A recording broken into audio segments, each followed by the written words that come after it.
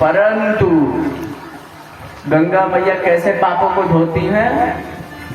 जो अनजान में हुआ हो, और जो जानबूझ करके किया गया पाप है ना, उसको यमराज ही धो सकते हैं, और वो भी अपने दंड से।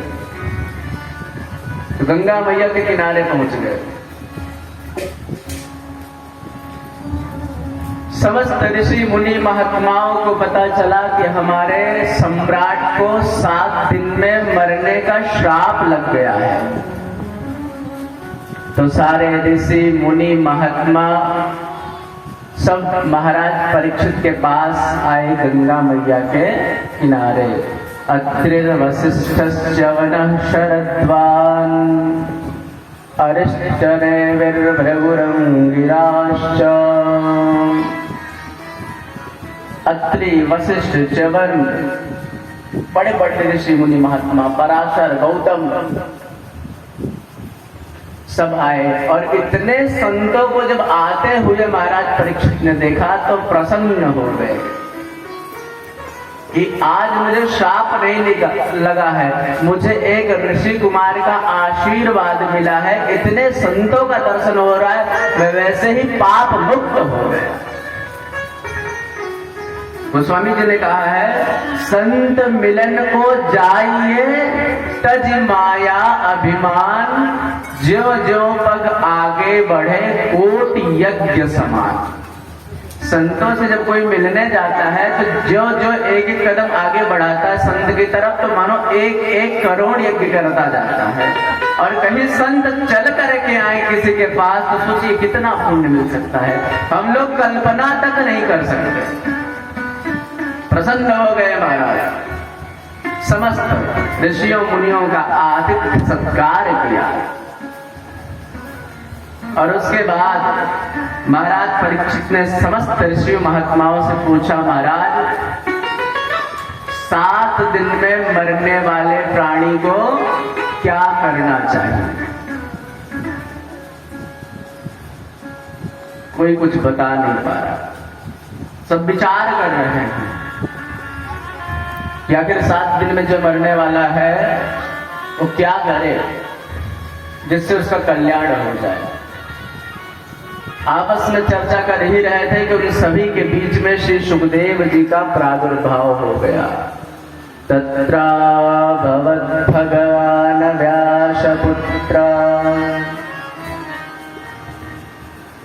कौन प्रकट हो गया? भगवान व्यासपुत्र। व्यास जी के जो पुत्र हैं श्री सुखदेव जी महाराज, वो कौन है? भगवान। कौन है? भगवान। मानो स्वयं नारायण ही सुखदेव जी के रूप में प्रकट हो गए। पहले भी परीक्षित जी को भय हुआ था अश्वत्थामा के ब्रह्मास्त्र से। जब अस्त्र का काम आया तो भगवान भी अस्त्र लेकर के उत्तरा के गर्भ में प्रविष्ट हो गए, अस्त्र से परीक्षित जी की रक्षा करी। और आज वाग वज्र लगा है, वाणी का आघात हुआ है, तो सुखदेव रूप में वाणी से उनका कल्याण करने के लिए प्रकट हो। सुखदेव जी कैसे हैं? तम वेष्टवरसं सुकुमार पाद करोर्बाह्वं सकपोलगात्रम् चार्वायताक्षोन्नसतुल्यकर्ण शुभ्रवाननं कम्बुसुजातकण्ठम् तं द्वेष्टवरसं सुकुमारपाद। 16 साल के सुखदेव जी महाराज हैं और परम सुंदर है। प्रलंब बाहु, बड़ी बड़ी भुजाएं हैं, विकीर्ण केशम, बड़ी बड़ी जटाएं हैं, सुपिंड जैसी नासिका है, बड़े सुंदर अद्भुत रूप में सुखदेव जी महाराज प्रकट हो गए। सारे ऋषियों मुनियों महात्माओं ने देखा तो सब ने साष्टांग दंडवत प्रणाम किया।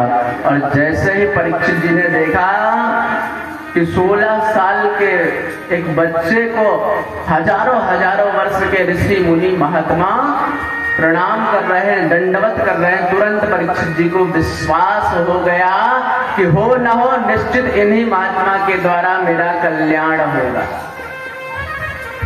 विश्वास हो गया। यद्यपि जितने महात्मा थे सबके सब इनका कल्याण करने में समर्थ थे, पर किसी पर भरोसा नहीं था। और विश्वासो फल दायक, जब तक विश्वास नहीं तब तक फल नहीं मिलने वाला। विषहरी माता का मंदिर है, आप माता में श्रद्धा न रखो, भरोसा न रखो तो क्या माता पर प्रसन्न होगी? क्या आपको फल मिलेगा? नहीं मिलेगा।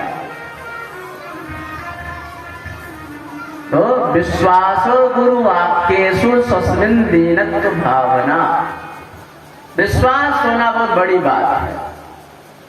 और विश्वास से ही दुनिया चल रही है। हम लोग नाई के दुकान पे जाते हैं, बैठते हैं, नाई दाढ़ी बनाता है तो छुरा गले पे रख देता है। कोई गले पे छुरा रख दे तो क्या करेंगे आप? पर नाई पर भरोसा है कि वो जो है गला नहीं काटेगा, केवल दाढ़ी बनाएगा। भरोसा है, तब न चल रहे हम लोग। परीक्षित जी को सुखदेव भगवान पर विश्वास हो गया, तुरंत साष्टांग दंडवत किया, प्रणाम करके आसन दिया, आसन देकर के बैठाया। और बैठाने के बाद परीक्षित जी महाराज कहते हैं, एसां संस्मरणात् पुंसां सद्यः शुद्धन्ति वै गृहाः, किं पुनर्दर्शन स्पर्श पादशौचासनादिभिः। एसां संस्मरणात् पुंसां, प्रभु आपके स्मरण मात्र से हम अपने आप ही पवित्र हो गए। सद्यः शुद्धन्ति,